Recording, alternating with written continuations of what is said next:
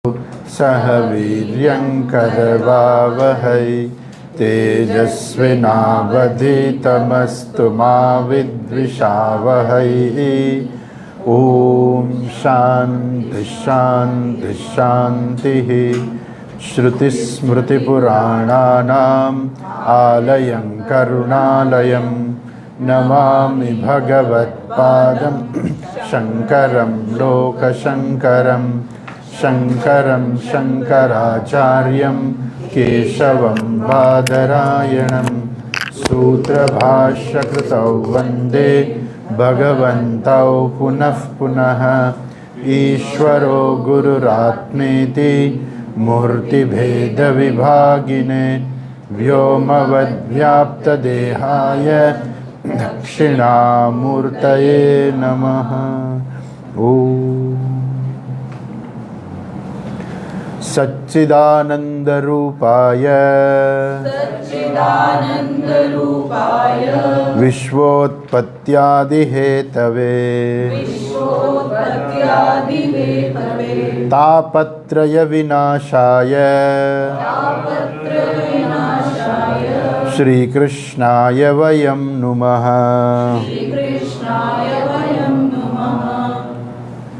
यं प्रव्रजन्तमनुपेतमपेतकृत्यं द्वैपायनो विरहकातर आजुहाव पुत्रेति तन्मयतया तरवोऽभिनेन्दुः तं सर्वभूतहृदयं मुनिमानतोऽस्मि।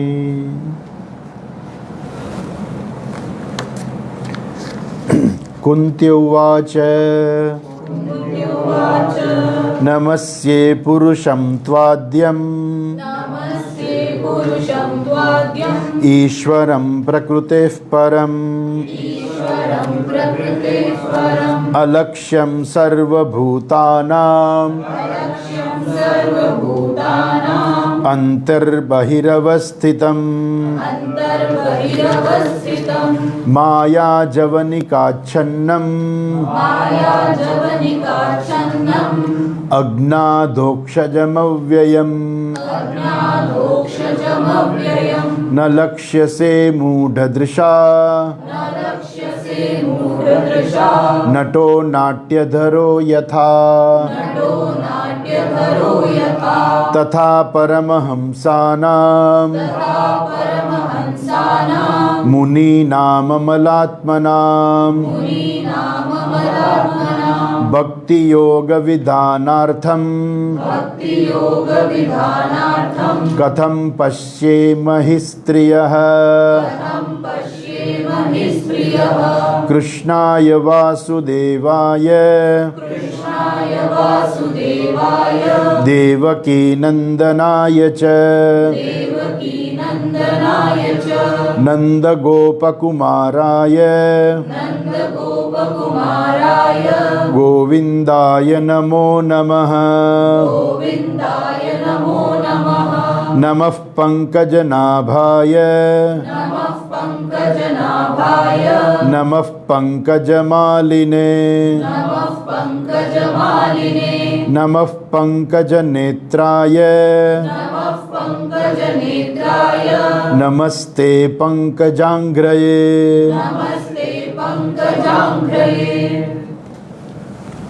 अगले क्लास में हमने देखा कि यहाँ देवकी ये कुंती है, वो भगवान की स्तुति कर रही है, भगवान को प्रार्थना कर रही है।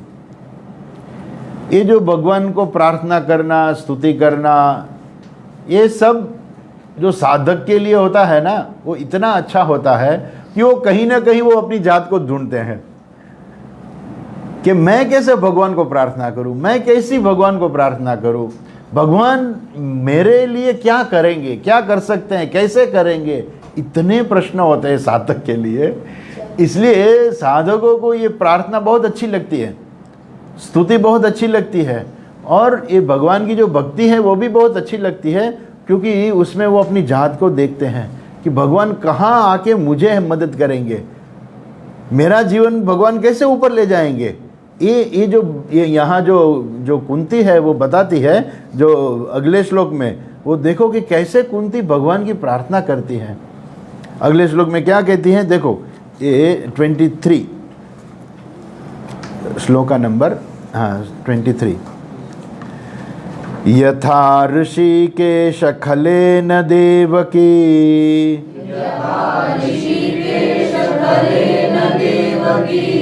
कंस, यथा ऋषिकेश खलेन देवकी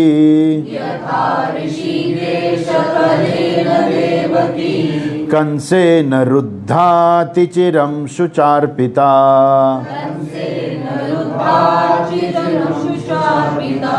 कंसेन रुद्धाति चिरं शुचार्पिता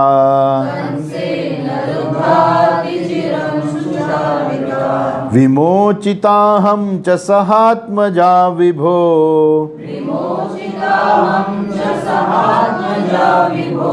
विमोचिताहं च सहात्मजा विभो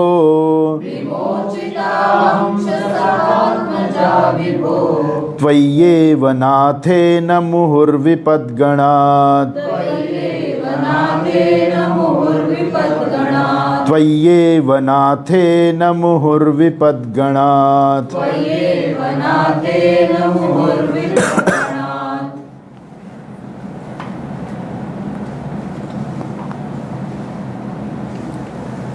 हे विभो, हे ऋषिकेश, हे ऋषिकेश।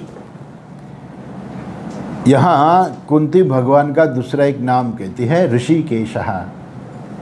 गीता जी में आता है भगवान का नाम ऋषिकेश, ऋषिकाणाम ईशः, जो इंद्रियों के स्वामी है, ऐसे भगवान ऋषिकेश। यथा ऋषिकेश खलेन देवकी कंसेन रुद्धाति चिरम शुचार्पिता। खलेन कंसेन देवकी, खलेन, खलेन यानी कि कपट से।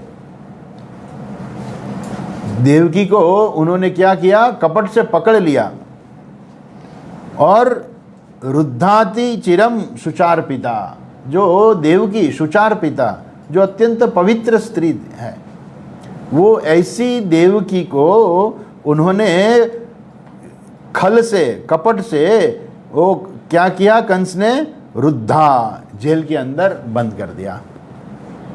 क्यों बंद कर दिया? क्योंकि ऐसी आकाशवाणी हुई कि ये जो देवकी का 8 का अंश है वो कंस तेरा अकाल बनने वाला है।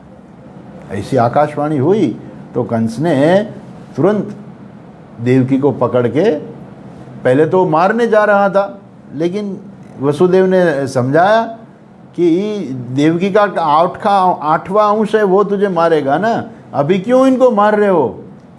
इसलिए उन्होंने छोड़ दिया, लेकिन फिर भी देवकी को और वसुदेव को दोनों को पकड़कर जेल में डाल दिया। और विमोचिताहम, और भगवान ने वो देवकी को, भगवान ने देवकी को बहुत प्यार दिया, उन्होंने, भगवान ने खुद दर्शन दिए और भगवान ने देवकी और वसुदेव को वही जेल से छुड़वाए।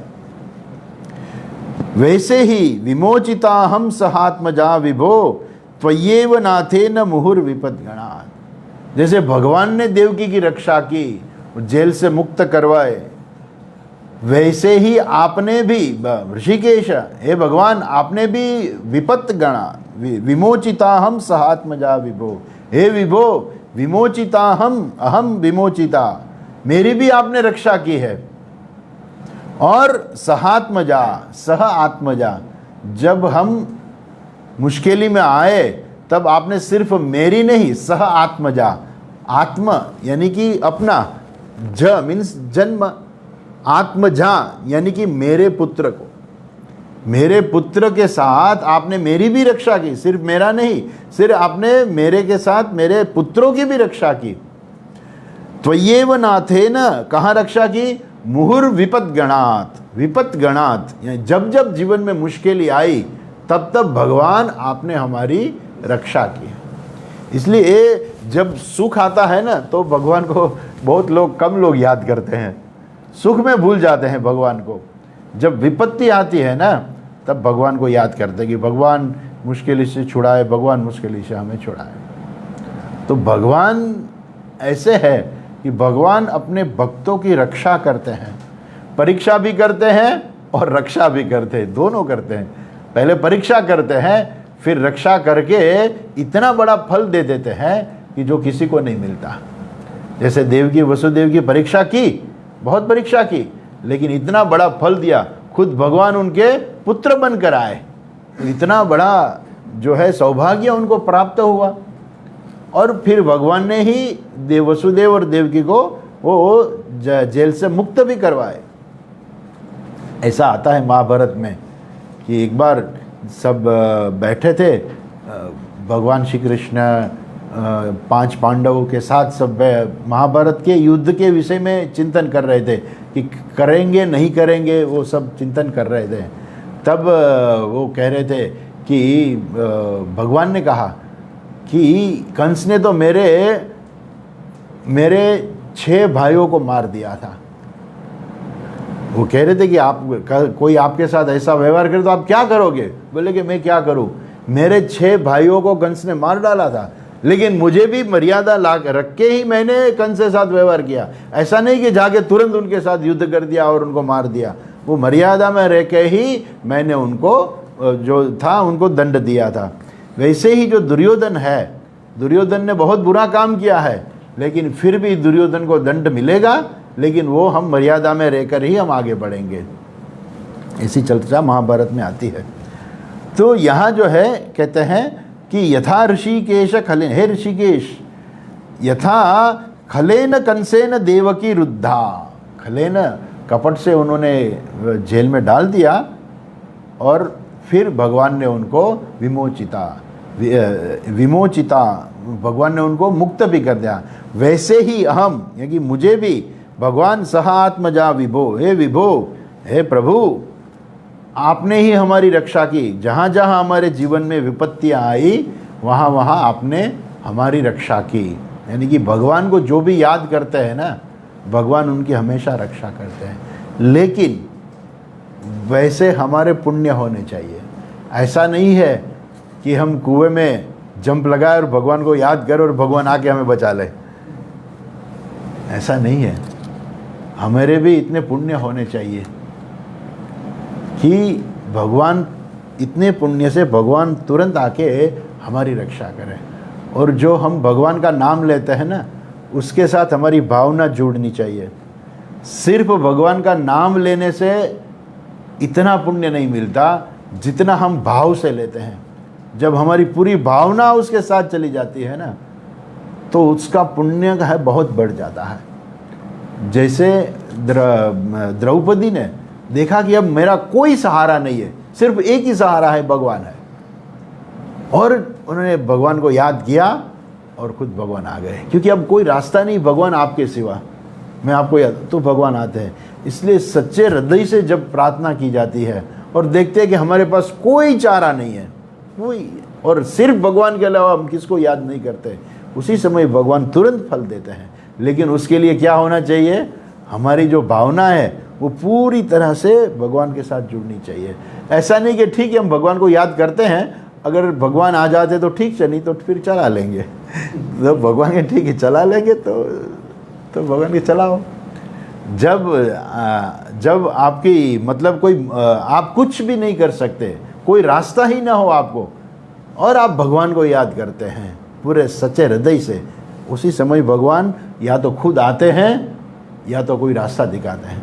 जैसे यहाँ गुजरात में बहुत प्रख्यात ये कथा है नरसिंह मेहता की, बहुत प्रख्यात है। जब नरसिंह मेहता के लोग हैं, वो नरसिंह मेहता की बहुत निंदा करते थे। नरसिंह मेहता को एक बेटी भी थी, तो लोग कहते कि इनकी बेटी की शादी कैसे होगी, किसी न किसी तरीके कहीं उनका संबंध तो हो गया, लेकिन उनकी शादी में वस्तु तो देते हैं ना, माता पिता बेटी को कितनी सारी वस्तुएं देते हैं। तो वो सब लोग कहते हैं कि ये अपनी बेटी को क्या देगा, कुछ नहीं देगा, ये तो भगवान का भगत बन गया है, ये कुछ देने वाला नहीं है। तो ऐसी सब बातें चारों ओर फैल गई। तब नरसिंह मेहता ने कहा कि बेटी तू ऐसा कर, तू जाके अपनी सास से पूछ ले कि शादी में कितनी वस्तु देनी चाहिए, मुझे तो कुछ मालूम नहीं क्या देना चाहिए, तू जाके लिस्ट बना कर आ जा। तो बेटी घर जाती है और पूरा लिस्ट बना, उनकी सास को कहती है कि माताजी आप मुझे बताइए कि लग्न में मेरे पिताजी को कौन सी वस्तु मुझे भेंट में देनी पड़ेगी। तो वो सास थी, उन्हें बड़ी लंबी यादी बना दी कि वो सगे वाले जो होते हैं ना, उनको भी देना है, उनको धोती देना है, उनको खेस देना है, उनको ये देना है, वो देना है, इतने गहने देने हैं, इतनी साड़ियाँ देनी है, पूरा इतना बड़ा लिस्ट बना दिया। फिर बोल दिया कि तेरे बाप के पास तो कुछ है नहीं, अगर कुछ ना दे सके तो 2 पत्थर दे देना, ऐसा बोल दिया। और जो उनकी बेटी थी वो आई, उनको पिताजी को लिस्ट दिखा के पिताजी ऐसा लिस्ट इतना बड़ा मेरी सास ने दे दिया और बोल दिया कि लास्ट में कुछ ना हो तो पत्थर दे देना। नरसिंह मेहता की ठीक है, मैं भगवान को प्रार्थना करूँगा। नरसिंह मेहता भगवान को प्रार्थना करते हैं, ऐसा कहा जाता है कि भगवान ने पूरी वस्तु आ गई। कहाँ से आई किसी को कुछ मालूम नहीं, बाहर से लोग आए देखे कि ये तो नरसिंह मेहता को भेजा है किसी ने। और जब पैसों की ज़रूरत थी उनको, तो कोई बाहर से कोई लोग आए। पहले ज़माने में तो बैंक नहीं थी, कुरियर नहीं थे, तो ये आंगड़िया बोलते हैं वो भी नहीं थे कोई, तो पैसे कैसे भेजे। तो उन्होंने कहा कि जो पहचान वाले लोग होते हैं ना, वो चिट्ठी लिख देते हैं कि आप चिट्ठी लिख कर जाओ, जैसे यहाँ से इंदौर पैसे भेजना है तो क्या करें, आप मुझे पैसे दे दो, मैं यहाँ से एक चिट्ठी लिख दूंगा, जो हमारे वहाँ भाई रहते हैं उनके ऊपर चिट्ठी लिख दूंगा कि ये चिट्ठी दिखाओगे तो आपको पैसे दे देंगे। उनका जो चार्ज होता है, कमीशन होता है, वो ले लेते हैं, बाकी के पैसे दे देते हैं। तो पहले ज़माने में ऐसा चलता था कि वो चिट्ठी लिख देते थे। तो बाहर से लोग आए, तो गांव में जाके पूछा कि भाई कोई ऐसे लोग हैं, हमें द्वारिका जाना है और बीच में बहुत डाकू लोग आते हैं, तो हमें लूट लेंगे, हमारे पास पैसे हैं लेकिन यहाँ हम दे दे तो द्वारिका में हमें पैसा मिल जाए, ऐसा कोई कर सकता है। तो बोले कि यहाँ तो कोई नहीं है। तो किसी ने ऐसे ही मजाक मश्करी में बोल दिया, हाँ नरसिंह मेहता है ना, उनके पहचान वाला द्वारिकाधीश है ऐसा बोल के उनको बोल दिया कि हाँ उनके पहचान वाले हैं द्वारिका में, जाके ऐसा बोल दिया। फिर वो जो लोग थे वो गए नरसिंह मेहता के पास। अब नरसिंह मेहता को बहुत पैसे की ज़रूरत थी, तो उन्होंने कहा कि हाँ हाँ मेरे पहचान वाले द्वारिका में है। कौन है? बोले कि शामड़िया सेठ मेरे है ना भगवान है, उनका नाम शामड़िया है, शामड़िया सेठ ऐसा नाम है भगवान का। तो उन्होंने चिट्ठी लिख दी शामड़िया सेठ के ऊपर कि ये लोग से मैंने इतने पैसे लिए हैं, आप इनको दे देना। अभी वो सब लोग द्वारिका गए, ये सच्ची घटना बनी हुई है। सब लोग द्वारिका गए और ढूंढने लगे कि ये शामड़िया सेठ कहाँ रहता है। पूरे जितने भी वहाँ दुकान वाले थे सबको पूछा कि भाई यहाँ कोई शामड़िया सेठ करके कोई है? बोले कि नहीं, ये इधर तो कोई नहीं है। पूरे गांव में ढूंढ लिया, कहीं भी नहीं मिला कोई शामड़िया सेठ। और फिर थक गए, तो उनको सब लोगों को लगा कि ये जो नरसिंह मेहता था ना, उसने हमें ठग लिया है। उसी समय एक सेठ उधर पास आ गए और बोले कि मैं ही शामड़िया सेठ हूँ। अरे आपको ढूंढते ढूंढते कितना टाइम निकल गया, आप कहाँ? बोले कि वो सब लोग है ना, वो मेरी वाइफ से ज़्यादा लोग जानते हैं, वो मुझे नहीं जानते, वो मेरी पत्नी है ना, उनसे सब लोग ज़्यादा जानते हैं, मुझे कम लोग जानते हैं। ऐसा करके भगवान ने कहा कि हाँ मैं ही शामड़िया सेठ हूँ, और दे दिए, जितने पैसे देने थे सब दे दिए। तो जब सच्चे हृदय से जब भक्ति होती है, हृदय से प्रार्थना होती है ना, तो चमत्कार अपने आप हो जाता है। चमत्कार ऐसा नहीं कि ये चमत्कार हो गए, चमत्कार कब होता है किसी को होता है मालूम ही नहीं होता। आपके जीवन में कई घटना ऐसी बन जाती है, आपने प्रार्थना की और घटना बन गई। तो भगवान की कृपा से ही सब होता है। ऐसा नहीं कि बहुत बड़ा चमत्कार होगा और कुछ भगवान आएंगे। भगवान सब जगह नहीं जाते, भगवान ऐसे ही कर देते, सब अपना काम होता रहता है। अच्छा, वापस आए तो यहाँ तो साक्षात भगवान थे, कुंती के पास तो साक्षात भगवान आए थे। इसलिए कहते हैं यथा ऋषिकेश खलेन देवकी कंसेन रुद्धात चिरम सुचार्पिता विमोचिताहम च सहात्मजा विभो त्वया एव नाथेन मुहुः। मुहुः यानी कि बारंबार, एक बार नहीं, भगवान आपने हमारे जो विपत्तियां हैं वो एक बार दूर नहीं की, बारंबार आपने हमारी विपत्तियों को नाश किया, विपत्तियां दूर करती हैं। और कब की, कैसे की, वो लिस्ट नेक्स्ट श्लोक में है। देखो कहते हैं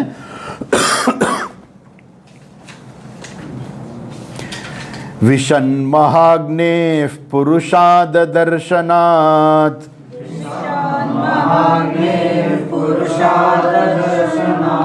विषन्महाग्नेः पुरुषाददर्शनात्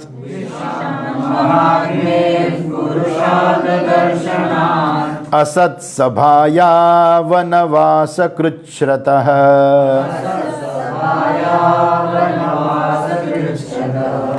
असत्सभाया वनवासकृच्छ्रतः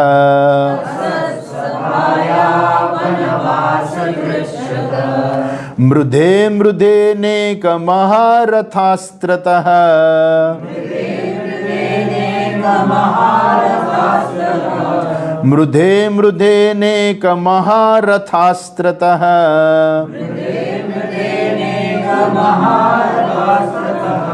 द्रोण्यस्त्रतश्चास्म हरेभिरक्षिता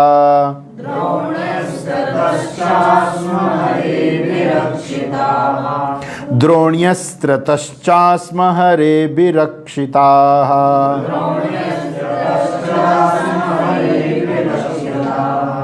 विषन् महाग्नेः पुरुषात् पुरुष पुरुषा पुरुष आद पुरुषाद पुरुष आद पुरुषाद दर्शनात् असत्सभाया वनवास कृच्छ्रतः मृधे मृधे अनेक महारथास्त्रतः द्रोण्यस्त्रः च अस्मा हरे भिरक्षिता अभिरक्षिता।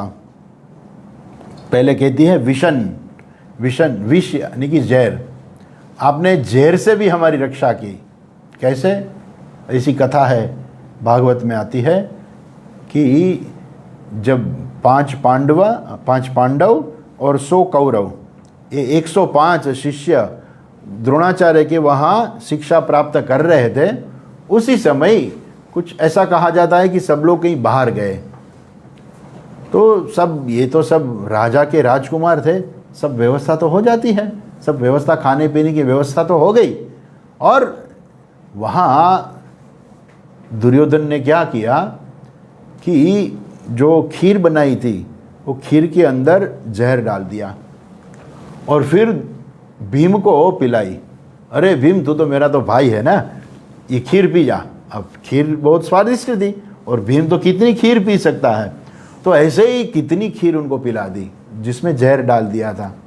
और बाद में शाम हो गई तो सब बोले चलो चलो चलो चलो चलो, सब चले गए। और भीम जो है खीर की वजह से, वो जहर डाल दिया था खीर में, उसी वजह से वो बेभान हो गया। और बाद में ये तो 100 भाई थे ना, 4 पीछे रह गए। और सब ने क्या किया, भीम को रस्सी से बांध दिया और हाथ और पैर पकड़ के डाल दिया गंगा में और सब चले गए। बाद में सब वहाँ पहुँच गए तो युधिष्ठिर ने देखा कि भीम नहीं दिखाई दे रहा है। पूछा भीम कहाँ है, भीम कहाँ है, भीम कहाँ है? ढूंढते रहे, कहीं भीम नहीं मिला। हुआ क्या कि जो लोगों ने भीम को डाल दिया गंगा में, भीम गया, ऐसा कहा है नीचे पानी में नीचे गया, ऐसा कहा है पाताल लोक में गया, वहाँ नाग लोक था और नागों ने भीम को डंस मारा। अभी ऐसा कैसा है, जो नेगेटिव नेगेटिव प्लस होता है ना, वैसे ही जो इनको जहर की असर हो गई थी तो वहाँ के सांपों ने फिर डंस मारा तो डबल जहर हो गया ना, तो जहर न्यूट्रल हो गया और भीम जाग उठा। उन्हें जोर से करा तो रस्सी तो टूट गई और इतना तूफान किया, कितने नागों को मारा। लेकिन वो ज़्यादा थे, वो पकड़ के ले गए उनके स्वामी के पास, उनके राजा के पास ले गए। बोले कि एक ये छोटा लड़का है, इतना तूफानी है, इतना शक्तिशाली है कि हम सबको मारने लगता है। फिर पूछा कि कौन हो तुम? तो उसने कहा कि मैं पांडु पुत्र हूँ, मैं कुंती पुत्र हूँ। अभी आश्चर्य यही था कि ये जो राजा थे वो कुंती उनकी बहन वो मानते थे कि कुंती तो मेरी बहन है, ऐसा समझते थे। वो बोले कि ये तो हमारा भांजा है, छोड़ दो सब इनको। फिर इनको पूछा कि भीम को पूछा कि क्या हुआ बेटा, तुम पूरी बात बताओ, कैसे ये तुम्हें विष कैसे आ गया तुम्हारे शरीर में? बोले कि मेरे जो भाई था ना दुर्योधन, बहुत खीर पिलाई थी मुझे भी अच्छी लगी तो मैं तो बहुत खीर पी गया, खा गया। तो उसी की वजह से मुझे ये हो गया। बोले कि हाँ अब तुम जरा संभल के रहना, ये तुम्हारा जो भाई दुर्योधन है ना, वो उनके द्वेष तो है ही, लेकिन अब वो आपको जहर देकर मारने की कोशिश भी कर रहा है। वसुकी उनका नाम था, जो सांप था ना वो वसुकी था। तो वसुकी ने कहा कि कुंती तो मेरी बहन है, इसलिए तुम तो मेरे भांजे हो। तो फिर दुर्योधन को वहीं से कोई रस पिलाया उनको कि बेटा ये रस तू पी जा। एक कटोरा पिलाया, बोले कि और पीना है? बोले कि हाँ बहुत अच्छा लग रहा है। दूसरा, ऐसे 10 कटोरे पी गए। तो बोले कि अब तुम्हारे शरीर में 10,000 हाथी जितना बल आ गया। इसलिए भीम बहुत शक्तिशाली बन गया। फिर ऊपर उनके जाके छोड़ दिया और भीम ऐसे ही दौड़ता दौड़ता अपने जहाँ जो आश्रम था वहाँ पहुँच गया। सबने पूछा अरे भीम तू कहाँ गया, कहाँ गए? हम चारों ओर ढूंढ रहे थे, तू कहाँ चला गया था? फिर भीम ने पूरी बात बताई कि ऐसा हुआ था और दुर्योधन ने मुझे जहर पिला दिया था और मैं मर गया था, बेबयान हो गया था और मैं पाताल लोक में गया था, नागलोक में वहाँ चला गया था और वहाँ हमारे मामा जी मिले। वो वसुकी जी हमारे मामा जी थे, उन्होंने मुझे इतना रस पिलाया और देखो मेरे कितनी शक्ति आ गई। वो बोले कि 10,000 हाथी जितनी मुझ में शक्ति आ गई। बोले कि किसी को बताना नहीं, अभी अपने पास शक्ति रखो, किसी को बताना नहीं है। तो ऐसे जब दुर्योधन ने भीम को जहर दे दिया तब भगवान ने ही उनकी रक्षा की। भगवान ने उनको नागलोक भेज दिया और नाग पकड़ के ले गए, वसुकी के पास ले गए और उनके सब आए। तो ये करने वाले कौन है? तो भगवान हमेशा सामने नहीं आते, भगवान ऐसी कोई रचना कर देते हैं कि उनके भक्त की रक्षा हो जाती है। इसलिए कहते हैं विशन। फिर दूसरा है महाग्नेय है। ये जब बड़े हो गए तब युधिष्ठिर सबसे बड़े थे और राजा के पुत्र थे, पांडु के पुत्र थे। जो धृतराष्ट्र था, अंध होने से उनका कोई अधिकार ही नहीं था राजगादी के ऊपर, पांडु का अधिकार था। और पांडु ने ही कहा था कि जब तक मैं ना आऊँ तब तक आप मेरे राज्य के आप संभालिए। तो धृतराष्ट्र तो राज्य को संभाल रहे थे, वो राजा एक्चुअली नहीं थे। तो उन्होंने क्या किया कि युधिष्ठिर को युवराज घोषित कर दिया। जैसे युवराज घोषित कर दिया, दुर्योधन को बहुत जलन हो गई कि ये तो युवराज बन गया, बाकी जाके वो राजा बन जाएंगे और मैं रह जाऊंगा। इसलिए वो उनको मारने की कोई साजिश सोचने लगा। फिर उसने अपने आदमियों को भेजा वारणावत और बताया कि आप ऐसा महल बनाओ कि जिसके अंदर ऐसी वस्तु रख दो कि जो जलाने से जल्दी जल जाए।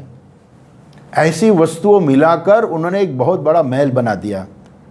और फिर दुर्योधन ने कहा कि अपने पिताजी को ही कहा कि पिताजी बहुत टाइम हो गया है, वारणावत में हमने बहुत बड़ा महल बनाया है, तो ये पांडवों को ये युधिष्ठिर को भेजो वहाँ की थोड़ा हिसाब किताब देख ले, देखभाल करके, क्योंकि वही हमारा भी राज्य है तो वहाँ भी जाना चाहिए। ऐसा समझाकर पटा लिया धृतराष्ट्र को। धृतराष्ट्र ने कहा ठीक है मैं बोल दूंगा। बुलाए युधिष्ठिर को कि युधिष्ठिर वारणावत हमारा भी राज्य है, तो आप वहाँ के जाके भी कुछ देखो, लोगों को मिलो और वहाँ के हिसाब किताब देख लो ज़रा, और जाओ वहाँ बहुत बड़ा महल नया बनाया है तो वहाँ रहो। और साथ में आप भाई भी, आप चारों भाइयों भी जाओ, 5 भाई आप साथ में जाओ, कुंती को भी साथ लेकर जाओ। ऐसे ही सब गए और इन्हों को तो मालूम हो गया था कि दुर्योधन तो हमेशा कुछ न कुछ साजिश रचता है, इसलिए उनके लगा कि कुछ गड़बड़ तो होनी चाहिए। लेकिन उसी समय जो विदुर जी थे, विदुर जी बहुत चालाक थे, होशियार थे, बुद्धिशाली भी थे और उनके जासूस बहुत थे। उनके जासूसों ने बता दिया कि ये पांडवों को मारने का एक तरीका ही है, ये उन्होंने एक रची हुई साजिश है। और उन्होंने वारणावत में जो महल बनाया है उसमें इनको सब जलाने का एक प्रोग्राम इनके बनाया है। तब विदुर जी भी उसी समय जो एटमॉस्फेयर था वो इतना भयंकर था कि विदुर जी खुद बात नहीं कर सकते थे युधिष्ठिर से। इसलिए जब वो गए तो उसी समय विदुर जी युधिष्ठिर के रथ के ऊपर चढ़ गए और उन्होंने कहा कि जब जंगल में आग लगती है ना, तो चूहा होता है ना, वो बिल बनाकर भाग जाते हैं। ऐसा कहकर विदुर जी निकल गए। अभी युधिष्ठिर सोचने लगे कि काका जी ने हमें ऐसी बात क्यों बताई, और वो भी इसी तरह, जैसे बहुत इंपॉर्टेंट बात होती है। ये तो छोटी सी बात लगती है, लेकिन कुछ तो होना चाहिए। उन्होंने सब भाइयों को बताया कि काका जी ने मुझे ये बात बनाई है, कुछ गड़बड़ है। फिर जब वो वारणाव्रत गए, महल देखा, तो सुगंध आती है ना, तो बात से मालूम हो गया कि ये कुछ गड़बड़ है। देख लिया उन्होंने कि ये जो महल बनाया हुआ है ना, वो जलाने के, हमें मारने के लिए एक साजिश है। अभी उसी समय 2-3-4 दिन पासार हो गए, उसी समय विदुर जी ने एक आदमी को भेजा और उनको सुरंग बनाने के लिए भेजा। और उनकी जो कोडवर्ड होते हैं, वो अभी जो है कोडवर्ड, उस समय भी कोडवर्ड तो था, उसने बता दिया कोडवर्ड। युधिष्ठिर ने कहा कि मैं विदुर जी से भेजा हुआ आदमी हूँ। बोले कि बताओ नाम, तो नाम बता दिया। तो उन्होंने कहा कि ठीक है। वो बोले कि मेरा काम है सुरंग बनाने का, मैं सुरंग बनाने में एक्सपर्ट हूँ, तो आप मुझे मेरा समय मत वेस्ट कीजिए और मुझे जल्दी सुरंग बनाने दो। तो उन्होंने वही महल से एक सुरंग बना दी कि जिससे 5 पांडव जो है वो वहाँ से भाग सके। फिर इन्होंने क्या किया कि जिस दिन जो उन्होंने आग लगाने का जो कार्यक्रम बनाया था, पांडवों ने क्या किया कि उससे अगले दिन उन्होंने लगा दी आग, खुद उन्होंने लगा दी। और वहाँ का जो मैनेजर था, नाम मैं भूल गया, याद नहीं है, वो भी जल गया। और उससे 2 दिन पहले कुंता माता ने क्या किया कि मेरा व्रत है, तो मैं गरीबों को दान देने वाली हूँ, इसलिए उन्हें बहुत गरीब लोगों को बुलाया, बहुत दान दिया। उसी समय लास्ट मोमेंट क्या हुआ कि कहीं से 5 लोग आ गए और उनके साथ उनकी माता भी थी। 6 लोग आ गए और उनको ने जो दिया, उनको जो दान दिया, लेकिन वो बाहर नहीं गए, वहीं रुक गए। और उसी रात आग लगा दी, भीम ने खुद लगा दी आग। और वो जो था, वो उनका मैनेजर भी जल गया और ये 6 लोग थे ना, वो भी जल गए। पांडवों को तो मालूम था कि सुरंग बनाई हुई है, वो सुरंग से भागने लगे। पूरा महल जलता था और कैसे भागना बहुत मुश्किल था। उसी समय आग उनको आ रही थी सामने से और सुरंग दूर थी, तो उसी में जाते समय बहुत उनको परेशानी हुई।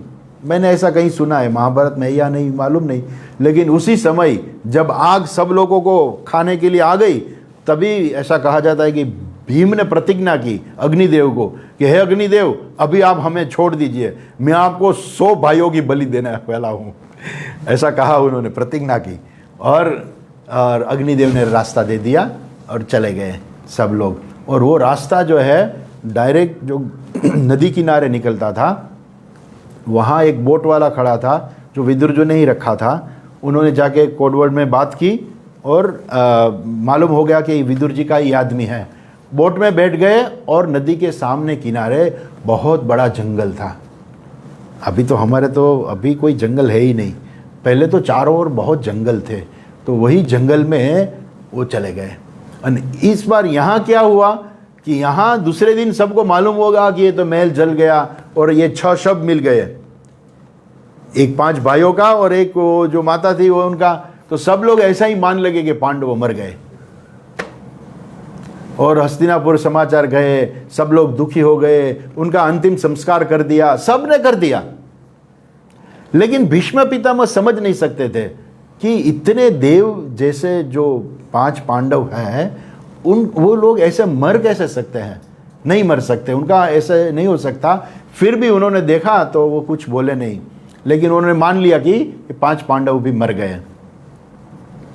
बाद में विदुर जी ने कहा कि 5 पांडव मरे नहीं है, वो जिंदा है और मैंने उसको बचाया। बोले कि पहले क्यों नहीं बताया मुझे? तो क्योंकि महाराज आपको बताना थोड़ा मुश्किल था, इसलिए मैंने नहीं बताया। अभी ये 5 पांडव जो है, जो लाक्षागृह में जब थे, तब अग्नि से भगवान ने ही उनकी रक्षा की। इसलिए कि यहाँ है कि ये टुक में दे दिया है, टुकमा विशान महाग्ने है। महाग्ने है, जब महाअग्नि यानी कि पूरा महल जल रहा हो और वहीं से भागना वो आसान नहीं था, बहुत मुश्किल था। उसी समय भगवान आपकी कृपा से ही हम वहीं से बाहर निकल सके।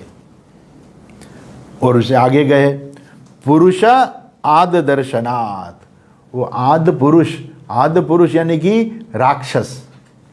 आद पुरुष का मतलब है राक्षस। वो जंगल में मानस खाऊ राक्षस रहते थे। ऐसी कथा आती है कि जब वो गए तो ऐसे ही भागने लगे, क्योंकि उसको मालूम था कि दुर्योधन के अगर सैनिक किसी ने देख लिया तो हमें मार देंगे, इसलिए वो भाग रहे थे। कुंता माता भी साथ में थी। वो नहीं चल सकती थी, भीम ने अपने कंधे पे उसको बिठा दिया, माता को, और जितना हो सके इतना जंगल के अंदर भाग गए कि कोई देख न सके उन्हें। फिर सब थक गए तो एक वृक्ष के नीचे सब बैठ गए और सो गए, जैसे आंख बंद करके सो गए थोड़ी देर के लिए कि आराम कर ले, ऐसे ही। उसी समय ही वहाँ जो जंगल था, वहाँ का जो नेता था, जो राजा था, वो हिडम्ब था। और हिडम्ब और उनकी बहन थी हिडम्बा। तो दोनों ने देखा कि ये मनुष्य आ गए इधर, इसलिए उन्होंने कहा कि जाओ, हिडम्बा को बोला कि जा इस सब को मारकर ले आ, आज रात हम मिजबानी मनाएंगे और सब मांस खाएंगे इनका। हिडम्बा को मारने के लिए भेज दिया। अभी देखो भगवान का क्या है, भगवान कैसे करते हैं। जब हिडम्बा आई ये सब लोगों को मारने के लिए, क्योंकि सब लोग सो रहे थे, आंखें सबकी बंद थी, थक गए थे, बहुत थक गए थे, इसलिए सब लोग सो रहे थे। हिडम्बा ने देखा तो उनकी नज़र भीम के ऊपर ही गई और उन्होंने भीम को देखा, ये कितना शक्तिशाली है ये तो मनुष्य। बोले कि इनको नहीं मारना चाहिए। सडनली इनका माइंड चेंज हो गया, जो मारने के लिए आई थी उनका माइंड चेंज हो गया। वो बोले कि इनको मारना नहीं चाहिए, इनके साथ तो शादी करनी चाहिए। ऐसा मानकर उन्होंने सबको उठाया, उठो उठो, कौन हो, कहाँ से आए हो, मालूम नहीं है, ये मानस खाओ राक्षस का जंगल है। फिर भीम को देख के बोला, तुम तो बहुत अच्छे लगते हो, मुझे तो तुमसे शादी करनी है, मेरे साथ शादी कर लो। ये तो राक्षसी होती है ना, उनको क्या है कि नहीं मेरे पिताजी को बात करेंगे, भाई को बात करेंगे, घर में बात करेंगे, ऐसा कुछ नहीं, डायरेक्ट बोल दिया है उन्होंने कि मुझे तो तुमसे शादी करनी है। भीम ने कहा कि नहीं, इन्हें चारों ओर देख लिया कि वो बोले कि अगर शादी नहीं की तो मैं सबको मार के खा जाऊंगी। तो ये तो राक्षसी थी, तो सब तो डर गए। भीम ने माता की ओर देखे, माँ क्या करूं? बोले कि बेटा सबकी जान बचती है तो कर ले शादी, तो क्या करें। फिर भीम ने कहा कि ठीक है मैं शादी कर लूँगा तुमसे। भीम ने शादी भी कर ली उनके साथ, लेकिन ऐसे तो शादी नहीं होती। तो जब वो हिडम था उनको मालूम हो गया कि ये कितनी देर लग गई इनको, मैंने भेजा था इनको सबको मारने के लिए और ये बातें कर रही उससे। जाके बोला, अरे हिडम्बा क्या हुआ, क्यों तूने इसको नहीं मारा? तो बोले कि नहीं मुझे इनको मारना नहीं है, मुझे इनसे तो मुझे शादी करनी है। बोले कि मनुष्य के तू शादी करेगी, मैं तुझे मार दूंगा। ऐसा करने से फिर भीम बीच में आ गया और उसके बाद बहुत उसका युद्ध हुआ और भीम ने हिडम को मार दिया।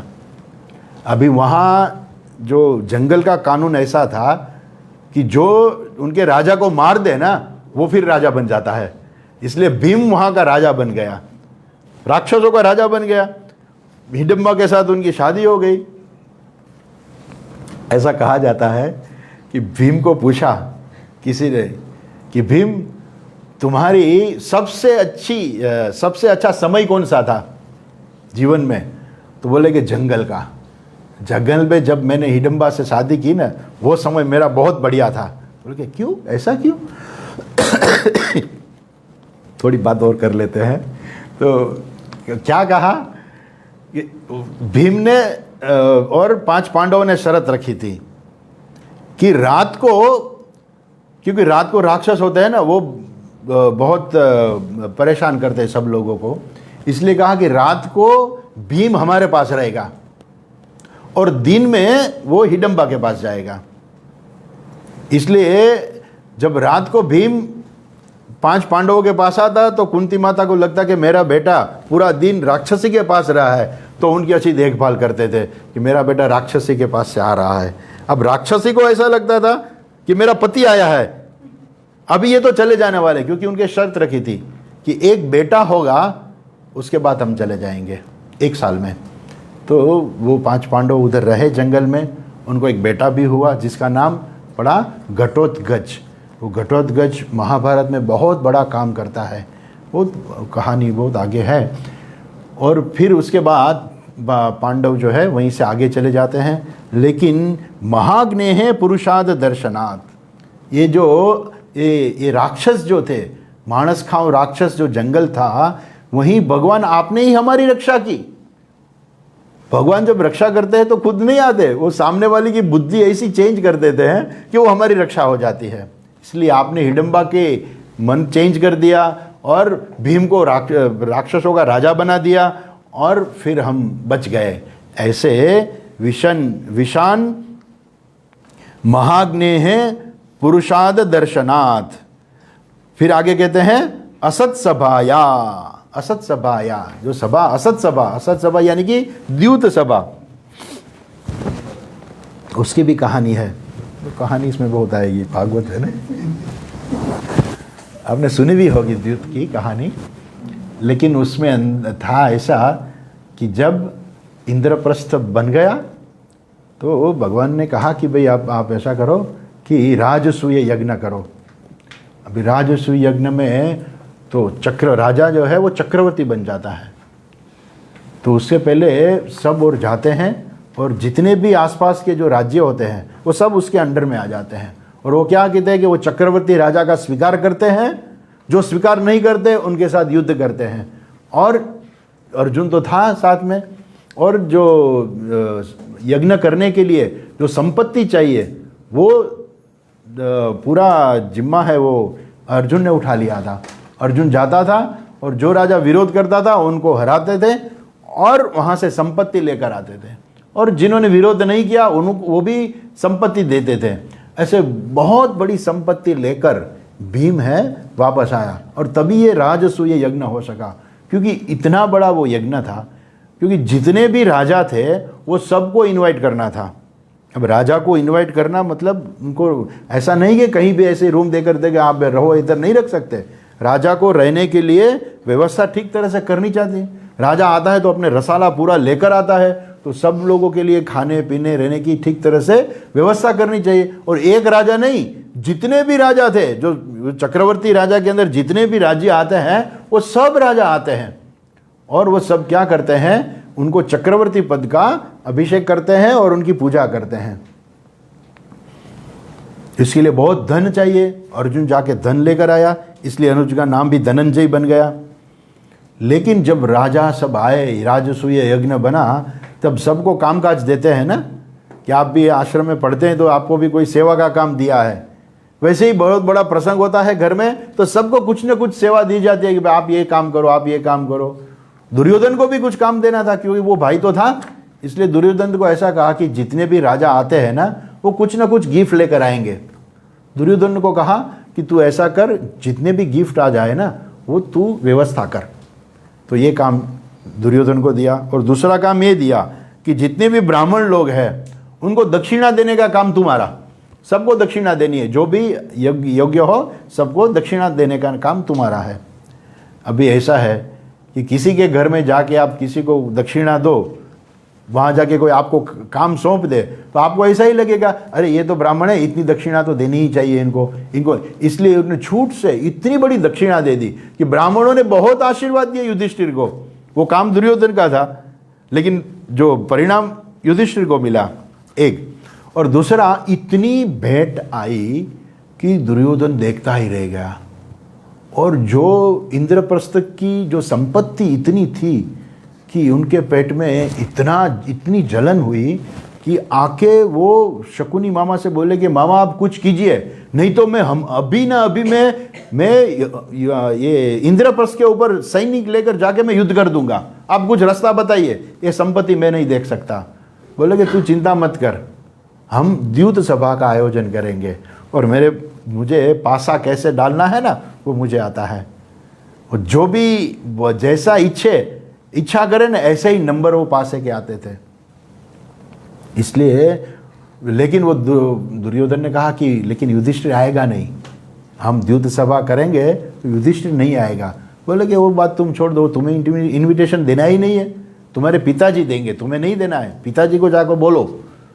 फिर द्यूत सभा का आयोजन किया और युधिष्ठिर ने फिर धृतराष्ट्र ने युधिष्ठिर को बोला कि बहुत बड़ी नई द्यूत सभा बनाई है, तो आप आके ये खेलो।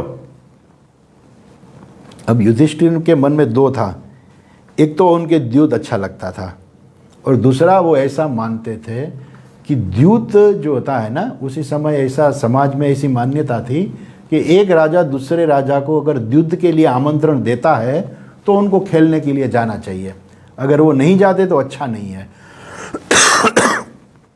इसलिए युधिष्ठिर ने समझा कि अगर मैं नहीं जाऊंगा, एक तो दुर्योधन मेरे से विरुद्ध है और भी विरुद्ध हो जाएगा, इसलिए उन्होंने निश्चय किया कि मैं जाऊंगा द्यूत खेलने के लिए। द्यूत सभा में जो भी कपट हुआ, शकुनी ने जैसे पासा डाले ऐसे पासा डाले कि एक भी चाल युधिष्ठिर जीत नहीं सका। जितना भी था सब हार गए। अपने भाइयों को भी दांव पे लगा दिया, उसको भी हार गए। अपनी पत्नी द्रौपदी को भी लगा दिया, वो भी हार गए। और उसके बाद द्रौपदी का जो चीरहरण जब होना था, उसी समय द्रौपदी ने प्रार्थना की और भगवान साड़ी का अवतार बनकर द्रौपदी की रक्षा की। कहाँ? द्यूत सभा में। इसलिए यह कहते हैं, यही याद करती है कुंती, जो है वो याद करती है कि द्यूत सभा, या द्यूत सभा के अंदर भगवान आपने हमारी रक्षा की है। वनवास कृच्छ्रतः, और वनवास में, ये तो राक्षसों से तो भगवान ने आपकी रक्षा की, लेकिन वनवास भी ऐसा नहीं है कि चलो वनवास में तो बहुत अच्छा मिलता है, खाना पीना मिल जाता है, ऐसा नहीं है। बहुत हिंसक पशु रहते थे। रात को सांप वगैरह हिंसक पशु जो है वो जहरीले सांप आते थे, तो ऐसा नहीं कि जंगल में रहना आसान था। खाना पीना वो बहुत मुश्किल ही था। और उसी समय जब जंगल में सब वनवास में गए तो 2 बार इन दोनों का वनवास हुआ। अर्जुन का वनवास 3 बार हुआ और बाकी सब पांडवों का वनवास 2 बार हुआ। एक द्यूत सभा के बाद वनवास हुआ 13 साल, 12 साल वनवास और 1 साल गुप्त वेश में रहना, जैसे 13 साल वनवास में रहना था। तो 12 साल जब रहे तब खाने पीने की व्यवस्था करना, सबको एक सेफ जगह में कहीं रहना तो आसान नहीं है। वही भगवान ने भी रक्षण किया। तब भगवान आते थे, मिलते थे, बातें करते थे। तो भगवान आपने जब ये हुआ, तब वनवास जब हुआ तो वनवास में भी आपने हमारी कृच्छ्रतः, आपने हमारी रक्षा की है। इतना ही नहीं, अभी की बात करो, अभी लास्ट में अभी आपने हमारी रक्षा की। कौन सी? द्रोण्यस्त्र। अथवा तो उसके आगे भी एक बात एक रह गई, मृदे मृदे अनेक महारथास्त्रतः।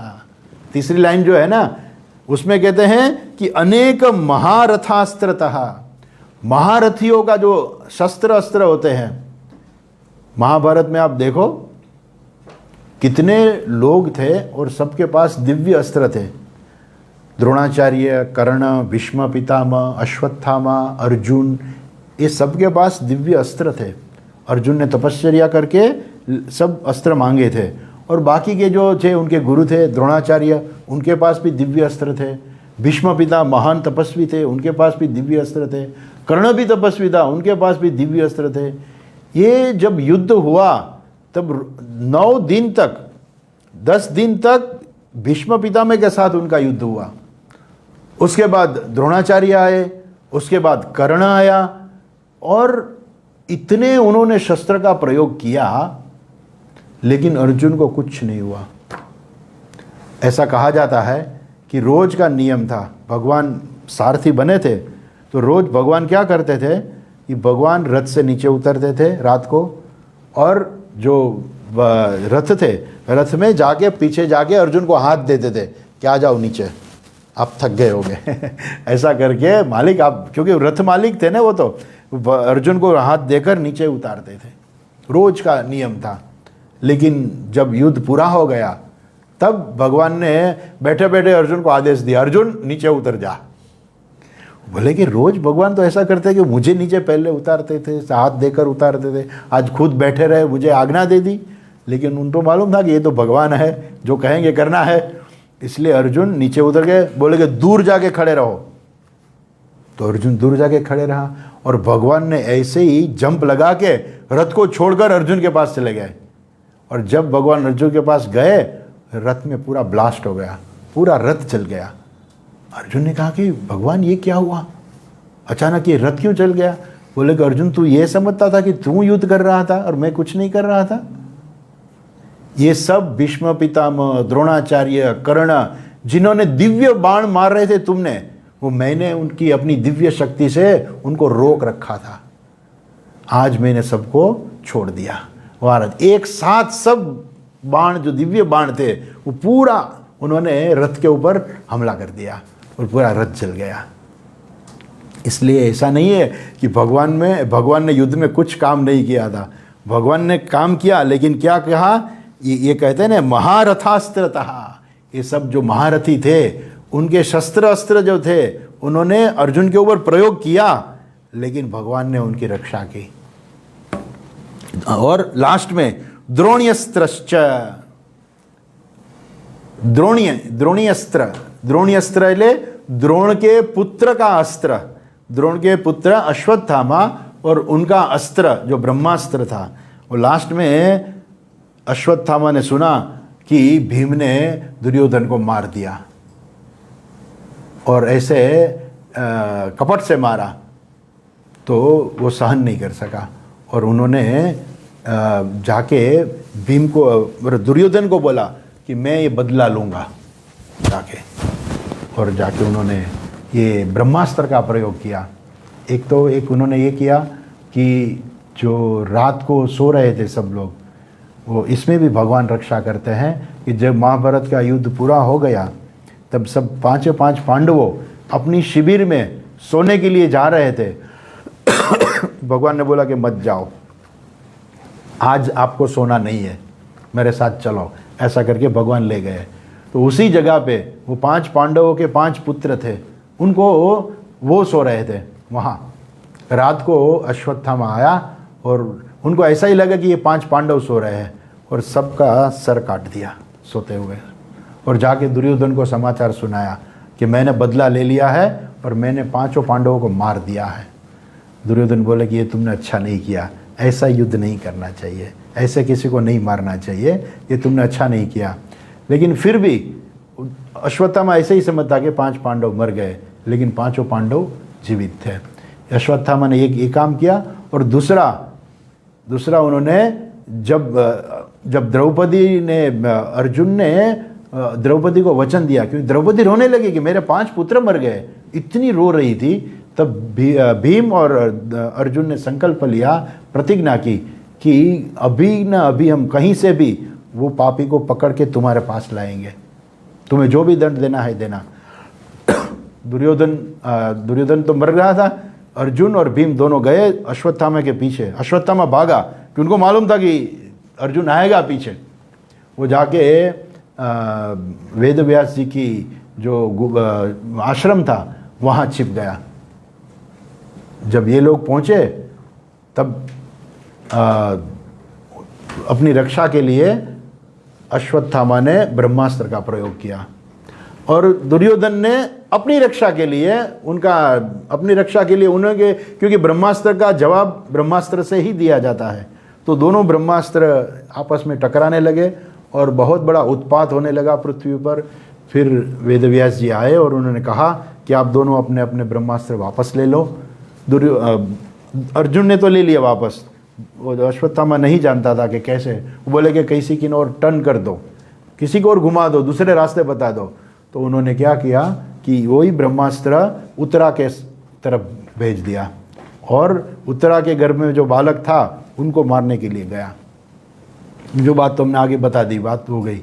लेकिन बाद में पकड़ के ले गए, अश्वत्थामा को पकड़ के लेकर द्रौपदी के पास गए और कहा द्रौपदी को कि इनको जो भी दंड देना है बोल दो, क्या दंड देना चाहिए, अभी इनका शिरच्छेद कर दे। फिर द्रौपदी के मन में भावनाएं आ गई, उनकी लागड़ी बाहर आ गई, और बोलती है कि इनकी एक माँ है, इनके पिता तो मर गए हैं, इनकी एक माँ है जो इनकी राह देख रही है। जैसे मेरे बच्चे मर गए, मुझे कितनी मैं दुखी हो रही हूँ वैसे ही अगर इनका भी बेटा मर जाएगा तो वो माँ बहुत दुखी होगी। और वैसे भी ये तुम्हारे गुरु के पुत्र है, इसलिए इनको नहीं, इनको सज़ा नहीं करनी है, इनको मृत्युदंड की सज़ा नहीं करनी है, बाकी जो करना है कर दो। फिर उनके सिर में एक मणि था जन्म से, वो मणि निकाल दिया और अश्वत्थामा को छोड़ दिया। तो ये जो है ना द्रोण्यस्त्रश्च, भगवान ने ही ये ब्रह्मास्त्र से रक्षा की। ऐसे हरे अभिरक्षिता, हाँ हे हरे, आपने हमारी सब जगह से हमारी रक्षा की है। इसलिए अभी कुंती भगवान के पास मांग रही है, वो क्या मांग रही है ना, वो कल देखेंगे। आज यार ओम पूर्णमदः पूर्णमिदं पूर्णात् पूर्णमुदच्यते पूर्णस्य पूर्णमादाय पूर्णमेवावशिष्यते। ओम शांति शांति शांति। हरि ओम। श्री गुरुभ्यो नमः। हरि ओम।